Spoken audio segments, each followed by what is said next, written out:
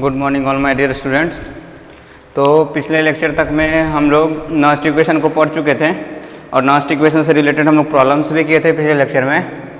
तो आज के लेक्चर में हम लोग इस टॉपिक को आगे कंटिन्यू करते हैं। नॉस्ट इक्वेशन आपको समझ में आएगा क्या होता है, नहीं होता है, कैसे उसका हम लोग पोटेंशियल कैलकुलेट करते हैं, इलेक्ट्रोड का, सेल का, ये सब आपको क्लियर होगा। ठीक है, तो आज के लेक्चर में हम लोग टॉपिक को आगे प्रोसीड करते हैं और हमारा नेक्स्ट टॉपिक है ईएमएफ ऑफ हाइड्रोजन इलेक्ट्रोड। जैसे स्टैंडर्ड हाइड्रोजन इलेक्ट्रोड था हमारा, तो स्टैंडर्ड कंडीशन पे था। अगर हम लोग हाइड्रोजन इलेक्ट्रोड का पोटेंशियल अगर किसी दूसरे हम लोग कंसंट्रेशन पे कैलकुलेट करेंगे तो our next topic is basically EMF of hydrogen electrode, EMF of hydrogen electrode, ठीक है, एट एनी कंसंट्रेशन। किसी दूसरे कंसंट्रेशन पे हम लोग हाइड्रोजन के इलेक्ट्रोड का ईएमएफ मेजर करेंगे आज के टॉपिक। ठीक है, आई बात समझ में? चलिए देखिए, जैसे अगर हाइड्रोजन इलेक्ट्रोड की बात करें हम लोग, तो हाइड्रोजन इलेक्ट्रोड के बारे में आपको मैं बता चुका था कि इलेक्ट्रोलाइट होता है हमारा H+, मतलब कोई भी एसिड जिसमें हमारा H+ का कंसंट्रेशन हो, हम लोग प्लैटिनम का इलेक्ट्रोड लेते हैं और उसके थ्रू कौन सा गैस पास करते हैं, हम लोग हाइड्रोजन गैस पास करते हैं। ठीक है, अगर वही हमारा जो H+ आयन है उसका कंसंट्रेशन 1 मोलर था, that was the standard hydrogen electrode. लेकिन अभी मान लीजिए कंसंट्रेशन कुछ और है, कंसंट्रेशन इज समथिंग डिफरेंट। आई बात समझ में? नाउ तो हम लोग उसका रिडक्शन और ऑक्सीडेशन दोनों वाला देखे थे और मैं आपको बताया भी था कि स्टैंडर्ड कंडीशन पे या तो उसका ऑक्सीडेशन पोटेंशियल नहीं तो रिडक्शन पोटेंशियल, दोनों का वैल्यू कितना होता है? 0। नाउ अगर लोग उसका हम लोग रिडक्शन वाला एक्सप्रेशन लिखे तो रिडक्शन वाला एक्सप्रेशन में क्या होगा, तो H+ प्लस इलेक्ट्रॉन न्यूट्रल हो रहा है। अगर H2 हाइड्रोजन गैस है मतलब 2H+ कितने इलेक्ट्रॉन को गेन करेगा? 2 इलेक्ट्रॉन को। क्लियर? आई बात समझ में? तो 2H+ plus 2 electron gives hydrogen gas. Now अगर इस केस में हम लोग नॉस्ट इक्वेशन का हेल्प लें और इस केस में, क्योंकि नॉस्ट इक्वेशन का हेल्प हम लोग तभी लेते हैं जब हमारा पोटेंशियल कुछ दूसरे कंसंट्रेशन पे कैलकुलेट करना होता है। तो अगर कैलकुलेट करें तो हम लोग लिखेंगे E2H plus 2H2 it will be equal to E0 2H plus 2H2 minus of 0.059 upon n, and n stand for n factor on number of electron कितना है हमारा, तो डिवाइडेड बाई 2 log QC, मतलब प्रोडक्ट का concentration divided by reactant का concentration. Product यहाँ पे कौन सा गैस है? Hydrogen gas. तब तो गैस जैसे ही गैस आएगा तो उसका प्रेशर ले लेंगे अपॉन यहाँ हमारा H+ का कंसंट्रेशन, और H+ के कंसंट्रेशन है कितना स्क्वायर हमारा? होल स्क्वायर, क्योंकि स्टोइकोमेट्रिक कोएफिशिएंट कितना है? 2। क्लियर? स्टैंडर्ड कंडीशन पे मैं आपको बता ही चुका था कि स्टैंडर्ड कंडीशन पे हाइड्रोजन इलेक्ट्रोड का ऑक्सीडेशन या रिडक्शन पोटेंशियल का वैल्यू कितना होता है? 0। तो ये E0 वाला है, मतलब स्टैंडर्ड कंडीशन पे है, तो इसका वैल्यू कितना हो गया? बेसिकली आपका 0 हो गया। नाउ तो इसको हम लोग क्या लिख सकते हैं? It can also be written as E2H plus 2H gas, hydrogen gas, it will be equal to minus of 0.059 upon 2 log।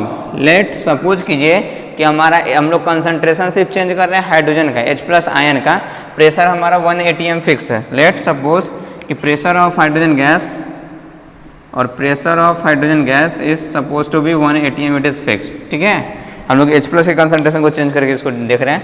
It is log 1 upon concentration of H+ का whole square. Clear? Any confusion? No sir. इसको हम लोग यूं लिख सकते हैं क्या? E2H plus is equals to minus of 0.059 upon 2, right? इसको हम लोग लिख सकते हैं क्या? लॉग कंसंट्रेशन ऑफ H+ का पावर -2। कोई दिक्कत वाली बात नहीं होनी चाहिए, क्योंकि पावर इधर पॉजिटिव है तो ऊपर जाएगा तो निगेटिव। लॉग में आपको मैं बता चुका था कि आर्ग्यूमेंट का पावर समथिंग आगे आके मल्टीप्लाई हो जाता है।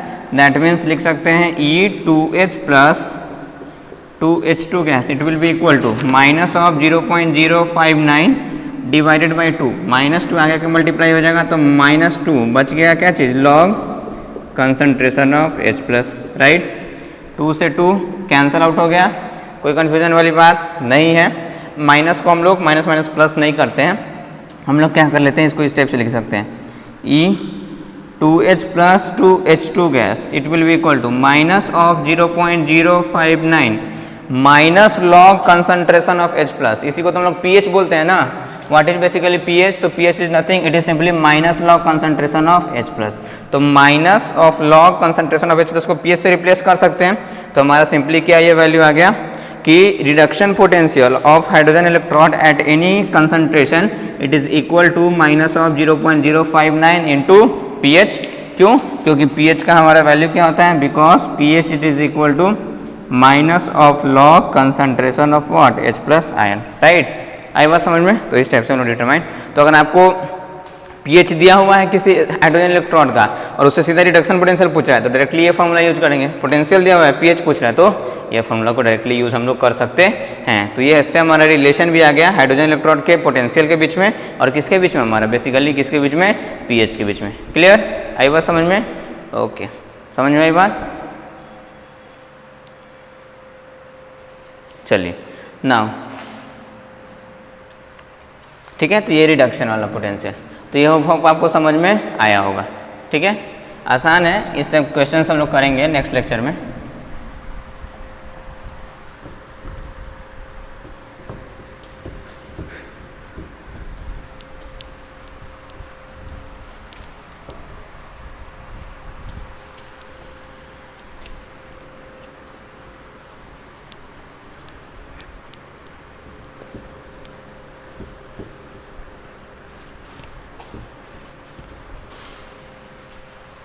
Now next topic, calculation of, या फिर नेक्स्ट टॉपिक कैलकुलेशन छोड़ दीजिए, सीधा लिख दीजिए equilibrium constant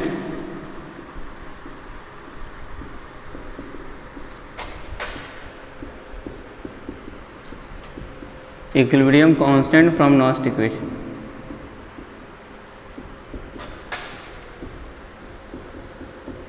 equilibrium constant from Nernst equation, ठीक है। देखिए इक्विलिब्रियम कंडीशन क्या होता है, जैसे कोई भी हमारा गैल्वेनिक सेल है, तो गैल्वेनिक सेल में हम लोग देख चुके थे कि हम लोग का जो कैथोडिक कंपार्टमेंट होता है उससे करंट फ्लो करता है एनोडिक कंपार्टमेंट की तरफ में। आई बात समझ में? तो the condition at which current flow हमारा बंद हो गया, उसी कंडीशन को हम लोग कौन सा कंडीशन बोलेंगे, equilibrium condition in case of galvanic cell. जैसे आपको मैं ऐसे बता चुका था, आपको तुरंत मैं दिखला रहा हूँ कि ये आपका एनोडिक कंपार्टमेंट है, ये आपका कैथोडिक कंपार्टमेंट है, ये आपका इधर से वोल्टमीटर लगा होता है, इधर से आप पढ़े थे कि एनोडिक कंपार्टमेंट से कैथोडिक कंपार्टमेंट की तरफ इलेक्ट्रॉन का फ्लो और कैथोडिक कंपार्टमेंट से एनोडिक कंपार्टमेंट की तरफ मेरा करंट का फ्लो, ठीक है, ये पढ़ चुके थे। तो the condition at which there is no current drawn from the cell potential, या हम लोग को वोल्टमीटर से कोई भी करंट नहीं मिल रहा है, मतलब द कंडीशन एट विच कोई भी पोटेंशियल हम लोग को इससे सेल से नहीं मिल रहा है, that condition is basically the equilibrium condition. वही कंडीशन हमारा क्या है, इक्विलिब्रियम कंडीशन। आई बात समझ में ना? Equilibrium condition is nothing, it is simply the condition at which cells stops working. और सेल कब स्टॉप वर्क करने लगेगा, जब हम लोग को सेल के द्वारा जो पोटेंशियल मिल रहा था, ई सेल जो मिल रहा था उसका वैल्यू कितना हो जाएगा, जीरो। ई सेल का वैल्यू कितना हो जाएगा, जीरो। दैट मीन्स सेल अब कोई भी पोटेंशियल हमारा ये कोई भी पोटेंशियल सेल के थ्रू हम लोग को मिल नहीं रहा है। नाउ ई सेल जीरो हो जाएगा। पहले तो हम लोग देखते हैं कि नॉस्ट इक्वेशन है क्या बेसिकली। तो Nernst equation is nothing, simply it is E cell it is equal to E naught cell minus 0.059 upon n log QC। Clear? यही होता है हमारा, राइट। नाउ एट इक्विलिब्रियम, अगर हम लोग इक्विलिब्रियम की बात करें तो एट इक्विलिब्रियम हमारा ई सेल का वैल्यू क्या हो गया, जीरो, मतलब दिस टर्म इज जीरो। तो हम लोग लिख सकते हैं कि E naught cell it is equal to, क्योंकि ये पॉजिटिव है ये निगेटिव है, इधर आके पॉजिटिव हो जाएगा, it will be equal to 0.059 upon n. और जैसे ही हमारा इक्विलिब्रियम आ गया तो एट इक्विलिब्रियम आप ये भी पढ़े होंगे कि QC कितना के बराबर में हो जाता है, KC या फिर KP, मतलब KC के ही बराबर में हो जाता है, पढ़े होंगे ना, क्योंकि QC भी होता है हमारा कंसंट्रेशन ऑफ प्रोडक्ट, ये सब आप पहले पढ़े होंगे। QC is nothing, it is simply the concentration of product raised to the power something a divide by concentration of reactant raised to the power something b. लेकिन यहाँ पे जो प्रोडक्ट और रिएक्टेंट का कंसंट्रेशन लेते हैं वो किसी भी टाइम पे ले सकते हैं, क्लियर। जबकि अगर हम लोग KC फाइंड करने की कोशिश करें equilibrium constant in terms of concentration, तो ये भी होता है प्रोडक्ट का concentration to the power something a divided by reactant का कंसंट्रेशन समथिंग पावर बी। लेकिन ध्यान में ये रखना है जो ये कंसंट्रेशन लेते हैं that is the concentration at equilibrium. आपको मैं बता चुका हूँ, पहले भी आप पढ़ चुके होंगे, ये कंसंट्रेशन इक्विलिब्रियम वाला कंसंट्रेशन लेते हैं। किसी दूसरे कंसंट्रेशन पे कैलकुलेट करेंगे तो उसको QC बोलेंगे, प्रोडक्ट का कंसंट्रेशन डिवाइड बाय रिएक्टेंट का कंसंट्रेशन। अगर प्रोडक्ट का कंसंट्रेशन डिवाइडेड बाय रिएक्टेंट का कंसंट्रेशन इक्विलिब्रियम वाले सिचुएशन पे वो कंसंट्रेशन को वैल्यू पुट करके लेंगे, then it is the equilibrium constant. कहने का मतलब ये हो गया कि इक्विलिब्रियम पे QC कितना के बराबर में हो जाता है, KC, दैट मीन्स ये कंसंट्रेशन ऑफ प्रोडक्ट कितना हो जाएगा, product concentration of product at equilibrium, ये सब। तो हम लोग यहाँ पे लिख सकते हैं log QC को क्या लिख सकते हैं, it is simply log KC। Clear, any confusion, no sir. तो यहाँ से हम लोग चाहो तो आप KC का वैल्यू भी फाइंड कर सकते हैं आसानी से, कोई प्रॉब्लम वाली बात नहीं है। तो E cell into N divided by 0.059 it is equal to basically log KC। ठीक है, N मल्टीप्लीकेशन में ये किस चीज़ में आ गया आपका, डिवीजन में। यहाँ से KC का वैल्यू फाइंड करोगे तो it will B anti log this much. ठीक है, तो कहने का मतलब ये हो गया कि इक्विलिब्रियम कांस्टेंट ये सब फाइंड करने को कभी भी बोलेगा आपको, तो इक्विलिब्रियम कांस्टेंट मतलब समझ जाना है कि cell stopped working, cell stopped working मतलब अब सेल के द्वारा जो पोटेंशियल मिल रहा है वो कितना है, 0। तो अनस्ट इक्वेशन में हम लोग वो वैल्यू को पुट करेंगे और उधर से हम लोग वैल्यू को कैलकुलेट कर लेंगे। आई बात समझ में, क्लियर, अरे आई बात समझ में ना, चलिए ठीक है ना। तो हमारा समझ में आया। तो E cell is equal to, या तो ऐसे याद कर सकते हो, naught cell is equal to 0.059। याद रखने की कोई जरूरत नहीं है, तुरंत आप वैल्यू पुट करोगे आप ये सब केस निकाल सकते हो। तो ये सब याद रखने की जरूरत बेसिकली होती नहीं है। ठीक है, चलिए ना, ये सब छोटा छोटा टॉपिक है। मेजर जो टॉपिक था गैल्वेनिक सेल का वो हम लोग कंप्लीट कर चुके हैं।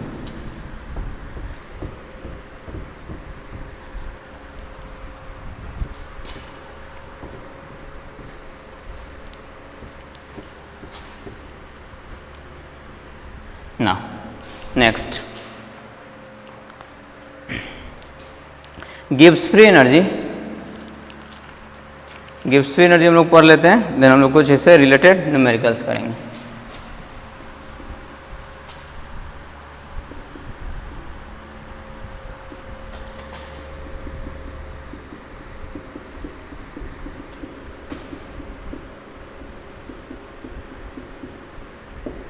गिब्स फ्री एनर्जी, ठीक है।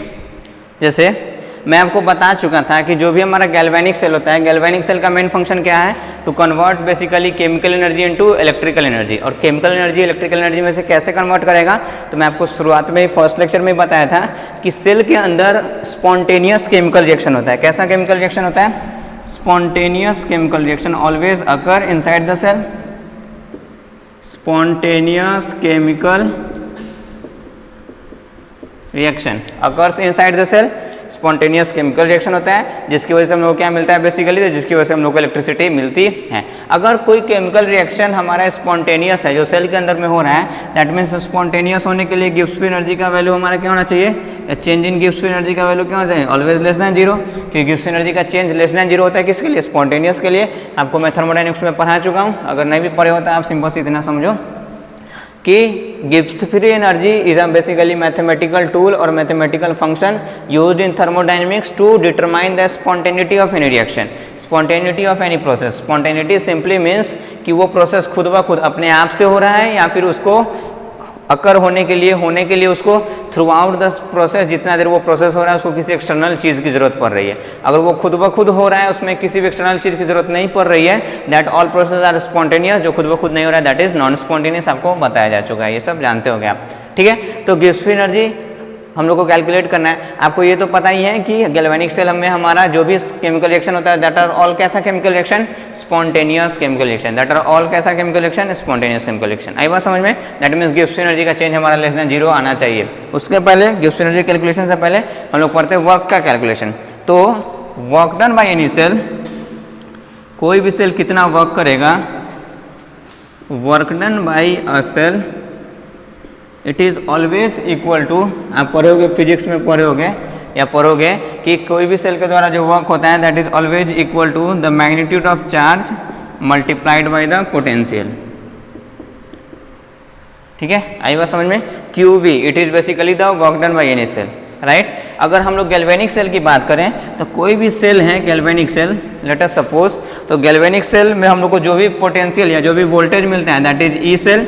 अगर स्टैंडर्ड कंडीशन पे कैलकुलेट करेंगे तो that will be basically E naught cell. अरे होगा या नहीं होगा।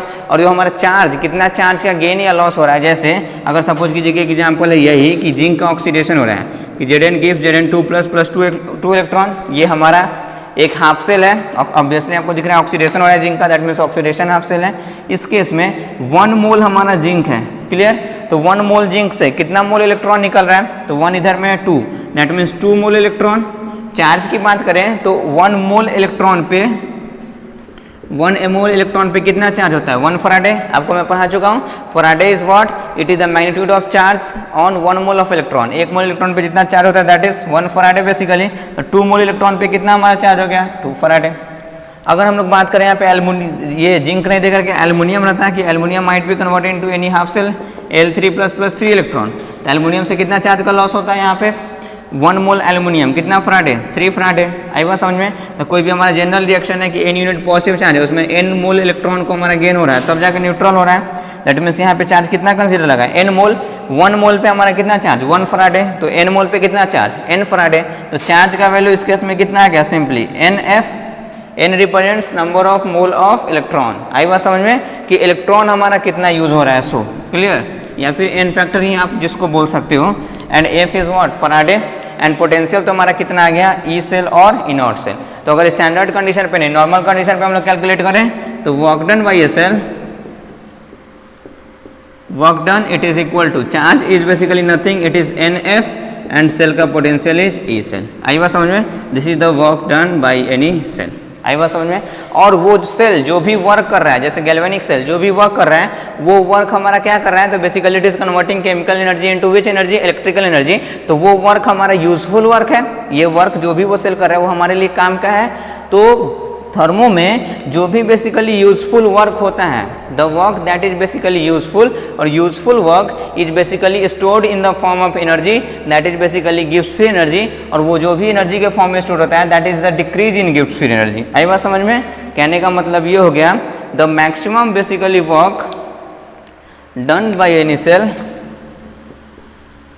The useful work basically, the useful work done by a cell is equal to, जो भी वर्क होता है एनर्जी के फॉर्म में स्टोर होता है दैट इज गिव्स energy. The useful work done by a cell is equal to the decrease in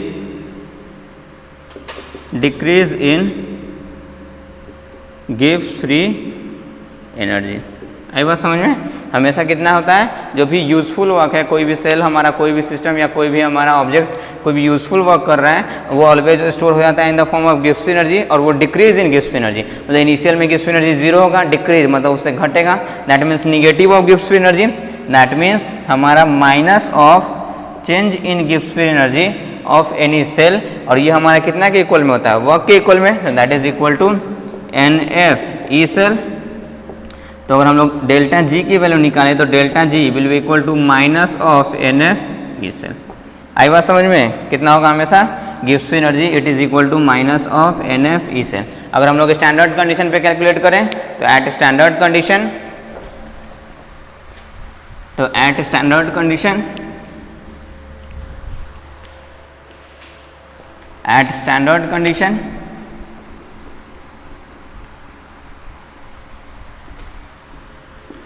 at a standard condition work done by any cell, W cell work done by any cell it is equal to NF standard condition मतलब potential लेंगे हम लोग कौन सा वाला standard potential, and gives energy will be delta G not. Delta G not मतलब what, या W not कर दीजिए, मतलब स्टैंडर्ड कंडीशन पे डेल्टा जी नॉट मतलब स्टैंडर्ड कंडीशन पे। तो ये कितना हो जाएगा पोटेंशियल हम लोग कौन सा वाला ले लेंगे स्टैंडर्ड वाला, it will be this much. Clear, आई बात समझ में।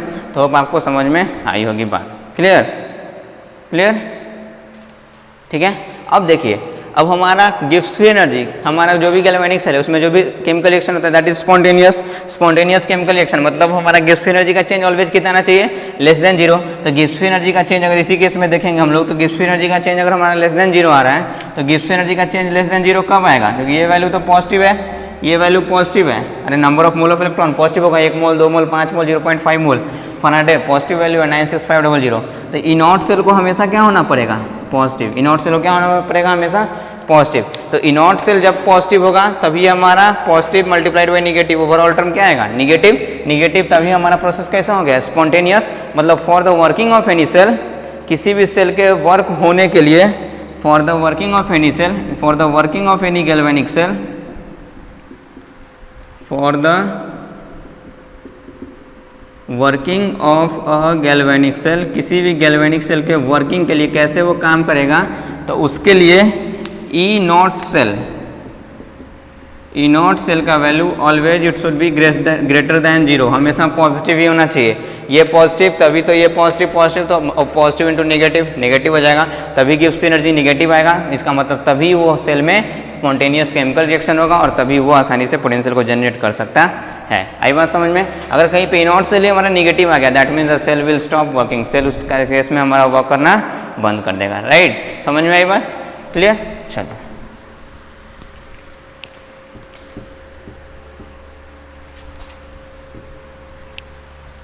चलिए, ठीक है। तो ये बेसिकली, तो अभी के हम लोग कुछ नहीं पढ़े, अभी हम लोग सिंपली पढ़े कि हाइड्रोजन इलेक्ट्रॉन में पीएच के टर्म्स में, मतलब सेल के पोटेंशियल ई सेल और पीएच के टर्म्स में क्या रिलेशन था, तो वो सिंपल सा था कि E cell it is equal to minus of 0.059 into pH, right. और हम लोग अगर बात करें इसके इक्विलिब्रियम वाला कंडीशन, तो equilibrium condition is that condition at which cell stops working, मतलब ई सेल का magnitude will be equal to 0, put कर देंगे नॉस्ट इक्वेशन में। और थर्ड हम लोग पढ़ेंगे गिब्स एनर्जी का चेंज, तो for any cell the delta G will always be equal to minus of N F E cell, where n represent number of electron, F represent Faraday and E cell represent the self potential at any concentration.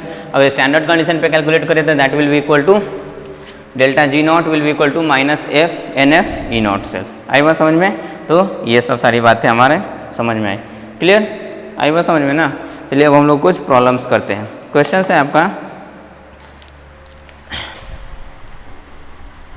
Calculate the reduction potential of following electron, calculate reduction potential of following electron, मतलब नीचे जो दिया हुआ है उन सारे का क्या जी हम लोग को फाइंड करना है, तो उन लोग का बेसिकली हम लोग कौन सा पोटेंशियल फाइंड करना है, तो दैट इज रिडक्शन पोटेंशियल। एक मिनट आपको दे रहा हूँ।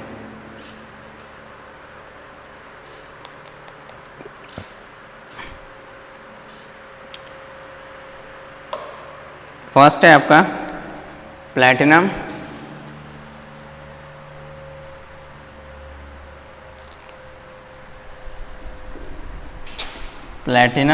सॉलिड स्लैश हाइड्रोजन गैस, कितना एटीएम प्रेशर पे, that is at 4 ATM slash H2SO4 0.01 slash H2SO4 at कितना कंसंट्रेशन 0.01 मोलर। ठीक है, तो इसी को हम लोग पहले कैलकुलेट करते हैं, फिर नेक्स्ट की तरफ आएंगे। देखिए यहाँ पे तो पहले आपको देखना है क्या है, तो हाइड्रोजन गैस किस में कन्वर्ट हो रहा है, H2SO4 में, राइट। अब देखिए यहाँ पे तो हाइड्रोजन गैस H2SO4 में हमारा कन्वर्ट हो रहा है। ये जो कंडीशन है वो स्टैंडर्ड कंडीशन नहीं है, क्योंकि अगर स्टैंडर्ड कंडीशन होता तो यहाँ पे हमारा 1 ATM प्रेशर होता है, यहाँ पे 1 मोलर कंसंट्रेशन होता है, तो वो तो है नहीं हमारा, तो स्टैंडर्ड कंडीशन नहीं है, तो हम लोग इस केस में नॉस्ट इक्वेशन यूज़ करेंगे। तो it will be equal to E H2 से क्या हम लोग को मिल रहा है, H प्लस आयन H2SO4, मतलब सल्फ्यूरिक एसिड किस टाइप से टूटेगा ये, तो H2SO4 will basically break to form 2H plus और SO4 माइनस 2। हम लोग को H प्लस का कंसंट्रेशन लेना पड़ता है, तो इसका कंसंट्रेशन है 0.01, तो शुरुआत में इसका कुछ भी नहीं होगा। ये हमारा स्ट्रॉन्ग इलेक्ट्रोलाइट है, 100% डिसोसिएशन शो करेगा, तो इसका कितना बनेगा 2 टाइम्स ऑफ 0.01, मतलब 0.02, इसका 0.01। ये सब आपको कैलकुलेट करना आता होगा। तो हम लोग को H2SO4 के कंसंट्रेशन से कोई मतलब नहीं, हम लोग किसके कंसंट्रेशन से मतलब है, H प्लस के कंसंट्रेशन, जो कि कितना है 0.02 नाउ। तो इस केस में पहले तो रिएक्शन लिख लीजिए, तो हमारा H2 किस में कन्वर्ट हो रहा है, H प्लस आयन में, तो H2 gas is converting into basically 2H plus plus कितने इलेक्ट्रॉन, 2 इलेक्ट्रॉन, राइट। अब इस केस में हम लोग इसके लिए ई सेल का एक्सप्रेशन लिख सकते हैं, it will be equal to, E cell नहीं लिखिए पूरा क्योंकि हाफ सेल है ना ये, तो H2 से किस में जा रहा है, H प्लस में, तो E H2 to H plus, it will be equal to E naught hydrogen gas to H plus ion minus of 0.059 upon number of electron, that is 2 into log product side में क्या चीज़ है, H plus ion, तो concentration of H plus ion का whole square divided by reactant side में क्या चाहिए, hydrogen gas, तो हम लोग प्रेशर ले लेंगे कौन से गैस का, हाइड्रोजन के गैस का, राइट। क्लियर, ये हमारा आपको पता है कि स्टैंडर्ड कंडीशन पे हमारा हाइड्रोजन इलेक्ट्रॉन का वैल्यू 0 होता है, चाहे ऑक्सीडेशन हो चाहे रिडक्शन से मतलब नहीं है, तो it will be E H2 to H plus ion, it will be equal to minus of 0.059 upon 2 into log concentration of H plus ion कितना है 0.02। ध्यान रखना है ये वाला वैल्यू नहीं लेना है, क्योंकि वो H2SO4 का है, 1 मोल H2SO4 में 2 मोल H प्लस आयन मिल रहा है, तो 0.01 में कितना मिलेगा 0.02, तो इट विल बी लॉग 0.02 का whole square, right, divided by pressure of H2 gas that is कितना ATM, that is 4 atm, calculate हो जाएगा, it will minus of 0.059 upon 2, right, log 0.04 का whole square that will be equal to 0.0004, right, 0.02 का whole square that is 0.004 divided by 4, right, इसका तो कुछ नहीं है, इसको अगर हम लोग कैंसिल करेंगे तो it will B 0.0001, right. Calculate कर दिए, कैलकुलेट तो करने आपको आता ही होगा, कैलकुलेशन करने, it will be equal to minus of 0.059 upon 2, right, log, इसको हम लोग कितना लिख सकते हैं 0.0001 को लिख सकते हैं हम लोग लॉग 1 इंटू 10 का पावर माइनस कितना 1 2 3 4 10 का पावर माइनस 4, राइट, कोई कन्फ्यूजन वाली बात, no sir, it will equal to minus of 0.059 divided by 2 log a into B को क्या लिख सकते हैं log a plus log b, इसको हम लोग लिख सकते हैं लॉग 1 प्लस लॉग 10 का power minus 4, right, log a into B को लिख सकते हैं log a plus log b, solve कर दीजिए, it will minus of 0.059 upon 2 log 1 का वैल्यू हाउ मच 0, लॉग 1 का वैल्यू 0 और लॉग आर्ग्यूमेंट का पावर समथिंग, तो वो आके आगे मल्टीप्लाई होते हैं तो यहाँ पे प्लस है -4, it will be minus simply 4 log 10, it will be equal to minus of 0.059 upon 2, 0 minus this much that will be minus log 10 का value 1 that will simply be equal to -4, 4 into 1 that is 4, minus से minus cancel, 2 से ये 2 times में cancel, तो 9 2 जा 18, 1 5 2 जा 10, 1 11, 1 that is 0.118 volt, that is answer. कौन सा आया है that is E basically H2 to H plus, that means oxidation potential की रिडक्शन, चेक कीजिए आप, यहाँ H2 मतलब जीरो ऑक्सीडेशन स्टेट से कौन से में चला गया +1, दैट मीन्स हम लोग कौन सा पोटेंशियल इसमें कैलकुलेट किए ऑक्सीडेशन, आपसे पूछ रहा था क्या कैलकुलेट करने के लिए रिडक्शन पोटेंशियल कैलकुलेट करने के लिए, तो रिडक्शन के लिए हम लोग क्या करेंगे रिवर्स कर देंगे, कोई दिक्कत थोड़ी है, तो हम लोग इसका रिडक्शन अगर निकालना चाहेंगे तो इन E H plus to H2 it will equal to minus of 0.118 volt, clear, आई बात समझ में। ये आप पूछोगे सर अब तो ई सेल वहाँ पे निगेटिव आ गया तो ये वर्क करेगा, अरे बेवकूफ़ ये सेल थोड़ी, ये हाफ सेल है, आधा सेल है, ठीक है। चलिए नेक्स्ट,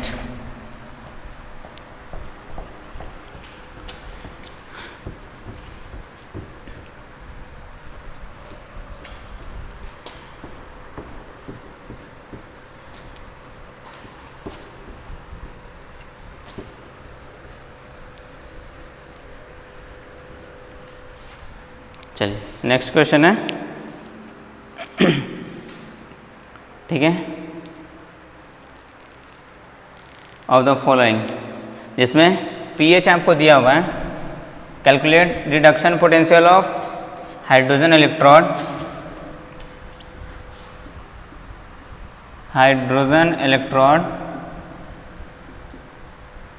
हैविंग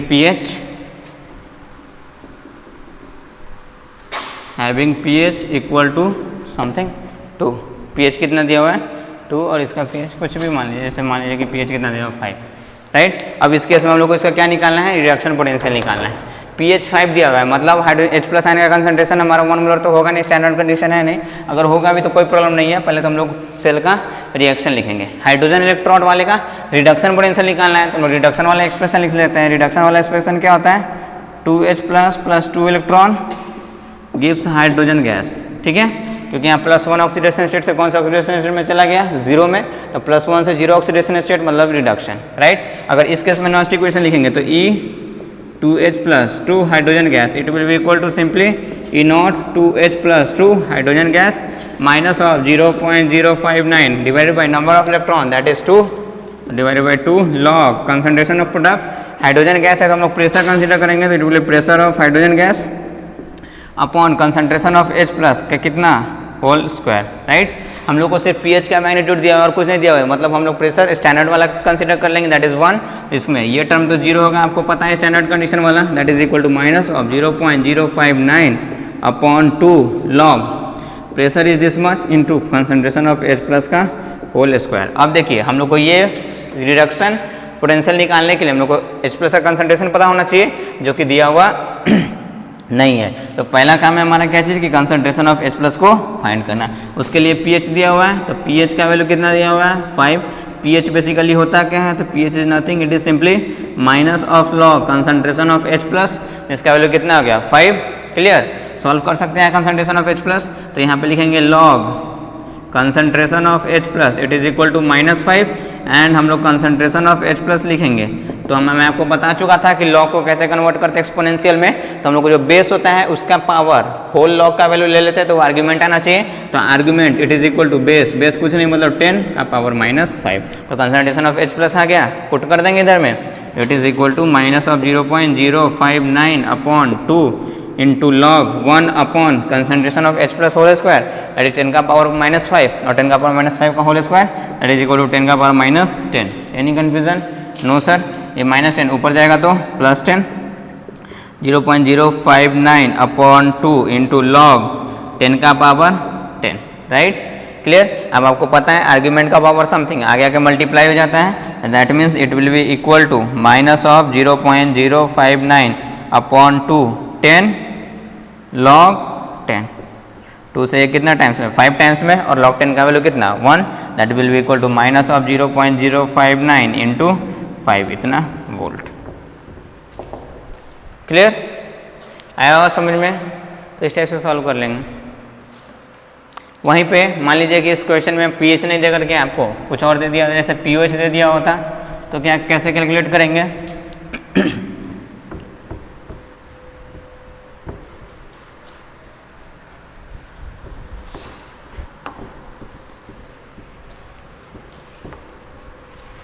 जैसे इस क्वेश्चन में pH नहीं दे करके आपको क्या दिया होता, pOH की reduction potential of hydrogen electron निकालिए, जिस केस में आपका pOH का वैल्यू है it is suppose 4, how much 4। अब हम लोग को pOH मतलब यहाँ पे हाइड्रोक्साइड आयन का कंसंट्रेशन है, हम लोग को चाहिए H प्लस का कंसंट्रेशन, तो pOH से क्या निकाल लेंगे, pH निकाल लेंगे, वो तो आपको कैलकुलेट करने आता ही होगा, क्योंकि आप पढ़ चुके होंगे कि किसी भी हमारा कंडीशन पे pH प्लस pOH इन दोनों का मैग्नीट्यूड हमेशा कितना के बराबर में होता है, it is always equal to how much, it is always equal to 14। Clear, हमेशा कितना के बराबर में होता है, हमेशा 14 के बराबर में होता है। क्लियर, नाउ अब आपका pH का वैल्यू निकल जाएगा, तो pH it is equal to 14 minus the value of pOH that is equal to 14 minus pOH is how much 4, that means pH कितना आ गया आपका 10, pH 10, तो आप यहाँ से कंसंट्रेशन ऑफ H प्लस निकाल सकते हो, pH को लिख सकते हैं minus of log concentration of H plus, इसका value is 10, right, then log concentration of H plus it is equal to -10, ये माइनस उधर चला गया, now concentration of H plus, फिर से बेस का पावर चला जाएगा तो 10 का पावर -10 आ गया। नाउ हम लोग फिर से इसके लिए रिएक्शन लिख सकते हैं, रिडक्शन वाला लिखना है, मतलब 2H प्लस प्लस कितने इलेक्ट्रॉन 2 इलेक्ट्रॉन गिव्स कौन सा गैस, हाइड्रोजन गैस। इसके लिए नॉस्ट इक्वेशन लिख सकते हैं, that is E cell it is equal to E naught cell, जिसका वैल्यू 0 होता ही है, E 2H प्लस सेल नहीं लिख सकते क्योंकि पूरा फुल सेल नहीं है, E naught 2H plus 2 hydrogen gas minus of 0.059 upon N is basically 2 log concentration of product, gas है हमारा तो कुछ नहीं दिया हुआ था, pressure is 1 atm divided by concentration of H plus का whole square, concentration of H plus that is 10 का पावर -10, तो 10 का पावर -10 का होल स्क्वायर दैट इज 10 का पावर -20। ये वैल्यू तो 0 होता है स्टैंडर्ड कंडीशन पे, आपको पता है, that is minus of 0.059 upon 2, 10 का पावर -20 को लिख सकते हैं, ऊपर जाएगा तो 10 का पावर 20, आर्ग्यूमेंट का पावर समथिंग आगे आके मल्टीप्लाई हो जाएगा, तो minus of 0.059 upon 2 into 20 log 10, log 10 का वैल्यू 1 और 2 से ये कितने टाइम्स में कट गया 10 टाइम्स में, that is minus of 0.059 into 10 volt. Clear, solve और अच्छे से करेंगे तो हम लोग कितना कर देंगे, तो माइनस ऑफ 0.59 वोल्ट आएगा आंसर। क्लियर, तो क्वेश्चन आसान है, क्वेश्चन इसका काफ़ी इजी होता है, सिर्फ आपको ये सब चीज़ थोड़ा बहुत बेसिक चीज़ें आनी चाहिए। क्लियर है, राइट। चलिए नेक्स्ट प्रॉब्लम, कुछ एक अभी जो मैं आपको कराने चाह रहा हूँ इस टाइप के प्रॉब्लम्स भी पूछे जाते हैं, जैसे दो अलग अलग इलेक्ट्रॉड का पोटेंशियल दे देगा और आपसे तीसरे इलेक्ट्रॉड का पोटेंशियल पूछ देगा, तो वो हम लोग कैसे कैलकुलेट करेंगे। ठीक है, तो देखते हैं हम लोग कैसे कैलकुलेट करेंगे।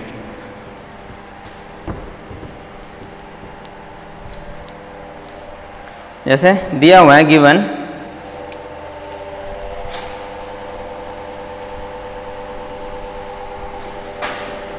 E not Fe3 plus 2Fe, it is equal to minus of 0.036 volt,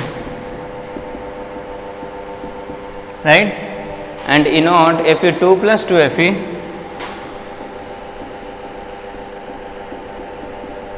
it is equal to minus of 0.44 volt. ठीक है, आपको कैलकुलेट करना है, कैलकुलेट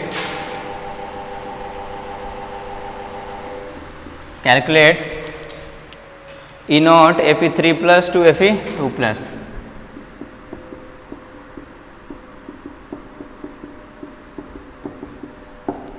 ठीक है, क्वेश्चन में आपको Fe3 प्लस 2Fe का वैल्यू दिया हुआ है minus of 0.036 volt, Fe2 plus 2Fe का दिया हुआ है माइनस ऑफ 0.44 वोल्ट, और आपको कैलकुलेट करना है E naught Fe3 plus 2Fe2 plus.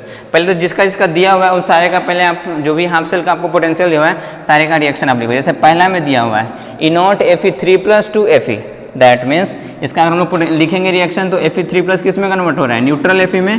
तो Fe3 प्लस कितने इलेक्ट्रॉन वो गेन किया होगा, 3 मोल इलेक्ट्रॉन, तभी तो वो किस में कन्वर्ट हुआ होगा, न्यूट्रल में. तो ये हो गया Fe3 प्लस 2Fe, और इसका पोटेंशियल कितना दिया हुआ है, E naught का वैल्यू इसके लिए दिया हुआ है माइनस ऑफ 0.036 वोल्ट, राइट. दूसरा क्या दिया हुआ है, E naught Fe2 plus 2Fe, that means Fe2 plus, तो Fe2 प्लस कितने मोल इलेक्ट्रॉन वो गेन करेगा, 2 मोल, तभी तो न्यूट्रलाइज होगा, दैट मीन्स Fe सॉलिड, और इसका पोटेंशियल दिया हुआ है E naught, it is equal to minus of 0.44 volt, right. It is volt, it is also volt. Calculate जिसका करना है उसको भी लिखिए. दैट मीन्स आपका है Fe3 प्लस से Fe2 प्लस, मतलब 3 यूनिट चार्ज से 2 यूनिट चार्ज, मतलब एक ही इलेक्ट्रॉन वो गेन कर रहा है, दैट मीन्स प्लस 1 इलेक्ट्रॉन, तो एक न्यूट्रलाइज हो जाएगा, तो Fe2 प्लस, और इसके E naught का वैल्यू आपको फाइंड करने को है, right. Consider it as equation number 1, consider it as equation number 2, and consider it as equation number 3, right. हम लोग इसको कंसीडर कर लेते हैं. अब ध्यान में रखना है, अब ये रिएक्शन का हम लोग को पोटेंशियल के फाइंड करने को है, ये दोनों रिएक्शन दिया हुआ है. हम क्या करेंगे, इक्वेशन नंबर 3 को इन दोनों इक्वेशन के हेल्प से डिटरमाइन करेंगे. अगर आपको याद होगा थर्मोडायनेमिक थर्मोकेमिस्ट्री, तो हम लोग को मान लीजिए कि 2 केमिकल रिएक्शन दिया हुआ था, केमिकल इक्वेशन, और थर्ड केमिकल इक्वेशन के हम लोग को कुछ उसका कुछ भी का चेंज, जैसे इंथैल्पी का चेंज पूछ रहा है कि उस केस में इंथैल्पी का रिएक्शन क्या होगा, तो हम लोग उस दोनों केमिकल इक्वेशन को इस टाइप से मतलब मॉडिफाई कर देते हैं, इधर उधर करके घटा बना करके एक्सचेंज करके कि हमारा थर्ड इक्वेशन आ जाए. तो वही सेम है कि जो चीज़ दिया हुआ है उससे लास्ट वाले इक्वेशन को फाइंड करने की कोशिश कीजिए, राइट. इस केस में अगर हम लोग देखेंगे, तो इस केस में अगर आप देखोगे तो ये हमारा ये वाला इक्वेशन इन दोनों की हेल्प से कैसे आएगा, तो इसमें रिएक्टेंट साइड में है Fe3 प्लस, मतलब ये वाला इक्वेशन हमारा रिएक्टेंट साइड में होना चाहिए, और प्रोडक्ट साइड में Fe2 प्लस. तो अगर इसको इसके साथ ऐड कर देंगे तो ये भी तो रिएक्टेंट के साइड में ही आ जाएगा Fe2 प्लस, मतलब इसमें से इसको क्या कर दो, सब्ट्रैक्ट कर दो आप. क्लियर, आई बात समझ में. दैट मीन्स इक्वेशन 1 में से इक्वेशन 2 को सब्ट्रैक्ट कीजिए. इक्वेशन 1 LHS के साथ सब्ट्रैक्ट होगा, दैट मीन्स Fe3 प्लस और क्या है प्लस 3 इलेक्ट्रॉन, इसको सब्ट्रैक्ट करेंगे तो माइनस, यहाँ पे पहले से प्लस है तो प्लस माइनस क्या हो गया, माइनस, तो it is minus of Fe2 plus, और यहाँ भी प्लस है और ये हम लोग माइनस कर रहे हैं, तो प्लस माइनस फिर से माइनस, तो minus of 2 electron. It gives यहाँ पे Fe सॉलिड, तो Fe solid neutral solid subtract कर रहे हैं, तो माइनस सब्ट्रैक्ट कर रहे हैं ना जी, तो प्रोडक्ट वाला भी तो माइनस करेंगे, तो प्लस माइनस यहाँ पे माइनस हो गया, दैट मीन्स Fe सॉलिड. ये दोनों सेम टर्म है, मतलब वैल्यू कितना आ गया, 0, राइट. अगर इस केस में हम लोग देखेंगे तो Fe3 plus 3 electron minus of 2 electron, मतलब 1 इलेक्ट्रॉन बच गया, तो plus 1 mole electron, minus of Fe2 plus, उधर जाएगा तो क्या हो जाएगा, प्लस, और उधर पहले से ही 0 है, तो it is equal two plus हो जाएगा, तो प्लस Fe2 प्लस. देखिए ये जो इक्वेशन है, ये थर्ड वाला इक्वेशन आ गया कि नहीं. तो थर्ड वाला इक्वेशन कैसे आया है, थर्ड इक्वेशन आया है जब 1 को हम लोग क्या किया, 2 में से सब्ट्रैक्ट किए हैं, राइट. तो थर्ड वाला जो इक्वेशन आया है वो हमारा आया है जब 1 को हम लोग 2 में से क्या कर दिए, सब्ट्रैक्ट कर दिए. तो थर्ड वाले का अगर हम लोग को पोटेंशियल निकालना पड़ेगा, E naught सपोज कीजिए 3 वाला, तो हम लोग फर्स्ट को क्या किए, सेकंड में से सब्ट्रैक्ट, फर्स्ट में से सेकंड सब्ट्रैक्ट कर दिए, तो E naught फर्स्ट वाला, उसमें से क्या करेंगे, E naught सेकंड वाला सब्ट्रैक्ट कर देंगे तो आ जाएगा. लेकिन ऐसे नहीं आएगा. क्यों, एक चीज़ एकदम गांठ मान के ध्यान में रख लीजिए कि जो स्टैंडर्ड पोटेंशियल्स हैं, E naught वैल्यू, या जो इलेक्ट्रॉन पोटेंशियल जो हमारा ये चीज़ है इलेक्ट्रॉन पोटेंशियल, ये सिर्फ और सिर्फ डिपेंड करता है हमारा कंसंट्रेशन पे. कंसंट्रेशन चेंज करेंगे तो वो चेंज करेगा, बाकी किसी भी चीज़ को चेंज करने से वो चेंज नहीं करेगा। और स्टैंडर्ड वाला तो कंसंट्रेशन पे भी चेंज नहीं करेगा, क्योंकि स्टैंडर्ड वाला मतलब कंसंट्रेशन हमारा 1 मोलर ही है, राइट। आई बात समझ में? तो वो चेंज नहीं करता है, और ना ही ये एडिटिव क्वांटिटी है। जैसे थर्ड को हम लोग को निकालना है तो इन दोनों को ऐड कर दिए, सब्ट्रैक्ट कर दिए।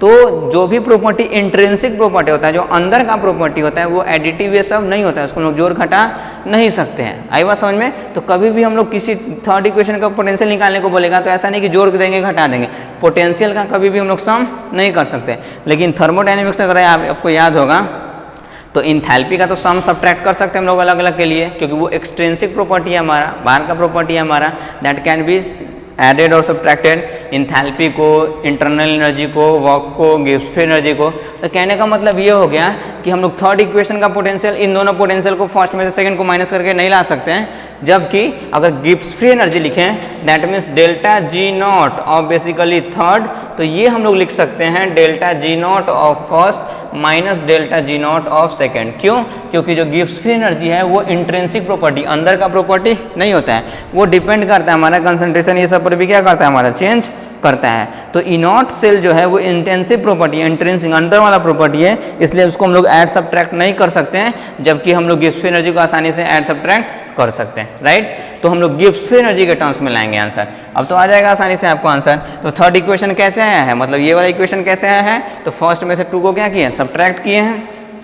तो फर्स्ट में से 2 को सब्ट्रैक्ट किए, तो पोटेंशियल को भी सब्ट्रैक्ट नहीं कर देंगे क्योंकि वो हो ही नहीं सकता है, लेकिन गिब्स फ्री एनर्जी वाला तो टर्म लिख सकते हैं। दैट मीन्स यहाँ पे लिख सकते हैं कि delta G naught 1 minus delta G naught 2 it is equal to delta G naught 3, right. अब डेल्टा जी नॉट फर्स्ट के लिए क्या लिख सकते हैं, ये हमेशा रहता है कितना है, minus of N F E naught cell, क्योंकि स्टैंडर्ड वाला तो इनॉट वाला, तो it will be minus of N, first में एन का वैल्यू कितना 3 electron 3 F E naught cell, E naught का वैल्यू इस केस में कितना है, वो कितना है माइनस ऑफ 0.036, तो माइनस ऑफ 0.036 माइनस, कोई कन्फ्यूजन वाली बात नहीं है। फिर से यहाँ पे माइनस ऑफ क्या होता है एन एफ ई सेल, तो ये माइनस तो ये माइनस हो गया, और डेल्टा जी नॉट होगा minus of N F E cell, तो it will be minus N का वैल्यू सेकंड इक्वेशन के लिए क्या चाहिए था 2, और एफ का वैल्यू क्या चीज़ हमारा था एफ, और ई नॉट सेल कितना है माइनस ऑफ 0.004, तो इट विल माइनस ऑफ 0.44,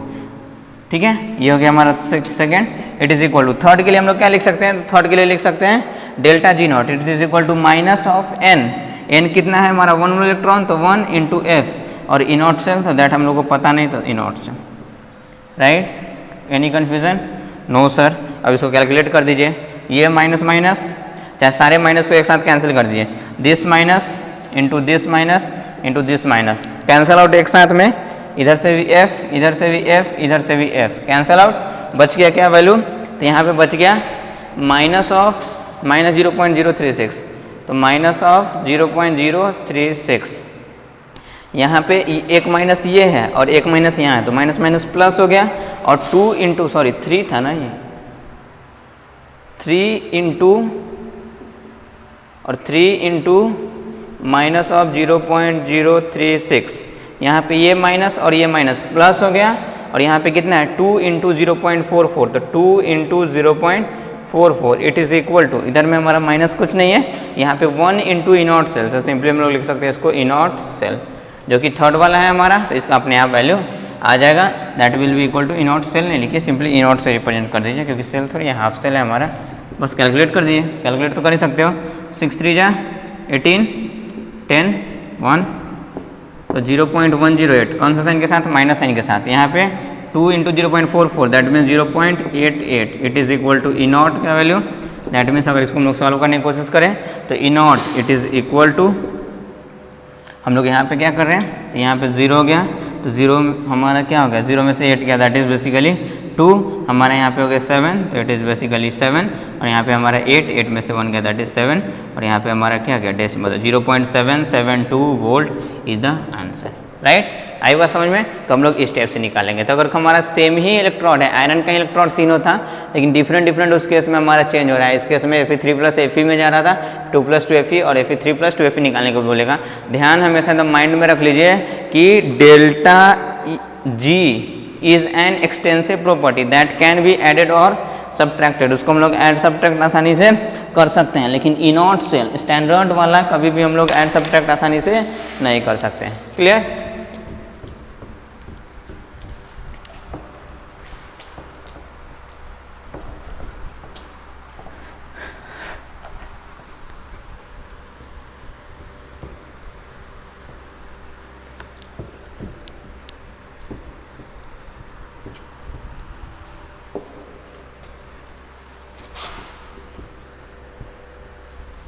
तो नोट करके ही आप लिख लो, E naught cell is an intensive property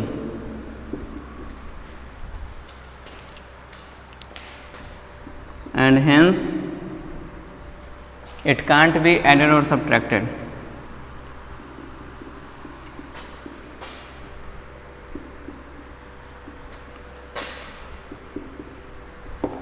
It can't be added or subtracted, whereas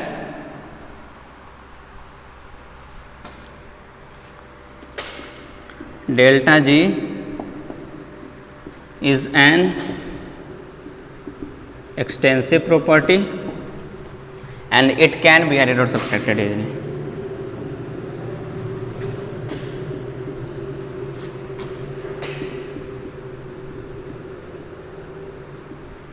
clear?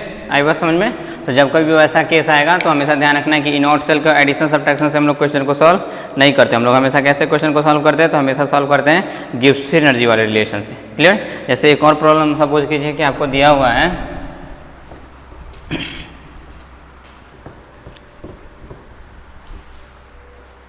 Suppose कीजिए आपको दिया हुआ है E naught given part is E naught Cu2 plus to Cu it is equal to 0.337 volt, ठीक है। और आपको दिया हुआ है E naught Cu plus to Cu it is equal to basically 0.521 volt, 0.521 volt. Then calculate E naught Cu2 plus to Cu plus, इसका value कितना होगा, ठीक है। फिर से वही आपको दिख रहा है कि हमारा कॉपर का इलेक्ट्रोड है। इस केस में हम लोग फिर से थर्ड इक्वेशन को लाने की कोशिश करेंगे। पहले तो फर्स्ट इक्वेशन को लिखेंगे Cu2 प्लस टू Cu, तो Cu2 प्लस 2 इलेक्ट्रॉन गिव्स हमारा क्या है? न्यूट्रल कॉपर, ठीक है। सेकेंड इक्वेशन को लिखेंगे Cu प्लस टू Cu, तो it will B Cu plus 1 electron, it is neutral copper.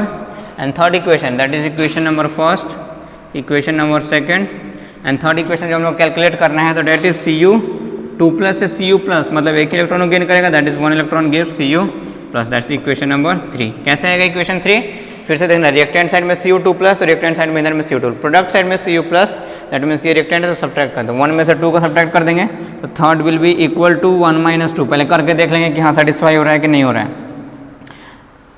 Third हम लोग का ले आएंगे, 1 में क्या है तो Cu2 प्लस, तो Cu2 प्लस 2 इलेक्ट्रॉन माइनस करना है तो minus of Cu plus minus of electron, इधर में हो गया ये और ये माइनस होकर के 0, तो 2 इलेक्ट्रॉन 1 इलेक्ट्रॉन, तो Cu2 प्लस माइनस में तो उधर जाके प्लस में, और ये हो गया plus electron gives Cu plus, ठीक है। माइनस से उधर जाके प्लस हो गया 2 इलेक्ट्रॉन, इलेक्ट्रॉन पे ये चार्ज है, राइट। देखते हैं थर्ड इक्वेशन आया कि नहीं आया? हाँ आ गया।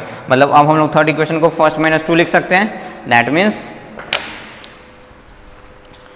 मीन्स हम लोग ये लिख सकते हैं कि delta G0 of 3 it will be equal to delta G0 of first minus delta G0 of second. Any confusion? No sir, potential के टर्म्स में नहीं लिख सकते थे ना। It is equal to delta G0 of first को लिख सकते हैं व्हाट? माइनस ऑफ NF इस इनॉट सेल। इस केस में अगर Cu2 प्लस टू Cu का देखें तो इनॉट कितना है तो minus of n represent number of electron first में कितना है 2, दैट इज 2 इंटू F, और इनॉट का वैल्यू फर्स्ट वाले के लिए कितना है 0.337 माइनस ऑफ, यहाँ पे माइनस डेल्टा जी नॉट होता है माइनस ऑफ n कितना है सेकेंड वाले के लिए 1, और F का वैल्यू कितना है F इनॉट सेल का वैल्यू सेकेंड वाले के लिए कितना है 0.0521, राइट। क्लियर? अब इसको माइनस और इसको डेल्टा G0 3 को क्या लिख सकते हैं माइनस ऑफ n इसके लिए भी कितना है 1, F कितना है F और इनॉट का पता नहीं, तो minus minus minus cancel, it will be F cancel, तो यहाँ से E naught it is equal to 2 times of this much, तो 7 2 जा 14 1, 3 2 जा 6 1 7 एंड 3 2 जा 6, तो 0.647 minus of 1 into this much that is 0.521 कितना आ गया। तो 4 में से अगर हम लोग 4 में से 1 को सब्ट्रैक्ट करें तो दैट इज 3, 7 में से अगर 2 को सब्ट्रैक्ट करें तो दैट इज 5 और 6 में से 5 को सब्ट्रैक्ट करें दैट इज 1, तो 0.153 volt is the answer, right. तो होप आपको ये सब सारी बातें समझ में आ रही होंगी। तो आज के लेक्चर में बेसिकली हम लोग क्या पढ़े, तो आज के लेक्चर में हम लोग बहुत ज़्यादा कुछ नहीं पढ़े, एक सिंपल 2-3 टॉपिक था। Work done by any cell, Gibbs energy का चेंज किसी भी सेल के लिए कैसे कैलकुलेट करेंगे, हाँ सेम ही इलेक्ट्रोड है तो उसका डिफरेंट पोटेंशियल कैसे कैलकुलेट करेंगे ये पढ़े। उसके बाद हम लोग इक्विलिब्रियम कांस्टेंट का डेरिवेशन कि कैसे इक्विलिब्रियम कांस्टेंट के टर्म्स में हम लोग पढ़ सकते हैं, मतलब कैलकुलेट कर सकते हैं, और एक पीएच के टर्म्स में हाइड्रोजन इलेक्ट्रोड वाले। क्लियर आई बात समझ में। तो नेक्स्ट लेक्चर में हम लोग इन सब चीज़ों के मतलब मिक्स करके अच्छे पहले प्रॉब्लम्स करेंगे, फिर हमारा एक टॉपिक है कंसंट्रेशन सेल, और उसी में थोड़ा बहुत हम लोग टाइप्स ऑफ इलेक्ट्रॉन भी पढ़ लेंगे जो कि उतना ज़्यादा इंपॉर्टेंट है नहीं। कंसंट्रेशन सेल टॉपिक भी उतना इंपॉर्टेंट नहीं है, हाँ बट कभी कभी क्वेश्चंस पूछ देते हैं। बोर्ड सोर्स में तो बिल्कुल भी कभी नहीं आते हैं, जेईई सब में नीट में कभी कभी पूछ सकते हैं, तो उसको हम लोग अभी देख लेंगे। तो पहले एक लेक्चर हम लोग क्वेश्चंस करेंगे इन सारे चीज़ पे मिक्स हो करके, मतलब इलेक्ट्रॉन पे, electron potential, cell potential, Nernst equation, equilibrium constant, Gibbs energy का चेंज, और ये सब इलेक्ट्रोड वाले डिफरेंट इलेक्ट्रोड सेम इलेक्ट्रोड के डिफरेंट पोटेंशियल्स में, इन सब पे मिक्स हम लोग कुछ अच्छे क्वेश्चंस करेंगे नेक्स्ट क्लास में। देन हम लोग अपने नेक्स्ट लेक्चर की तरफ प्रोसीड करेंगे। Okay, thank you so much.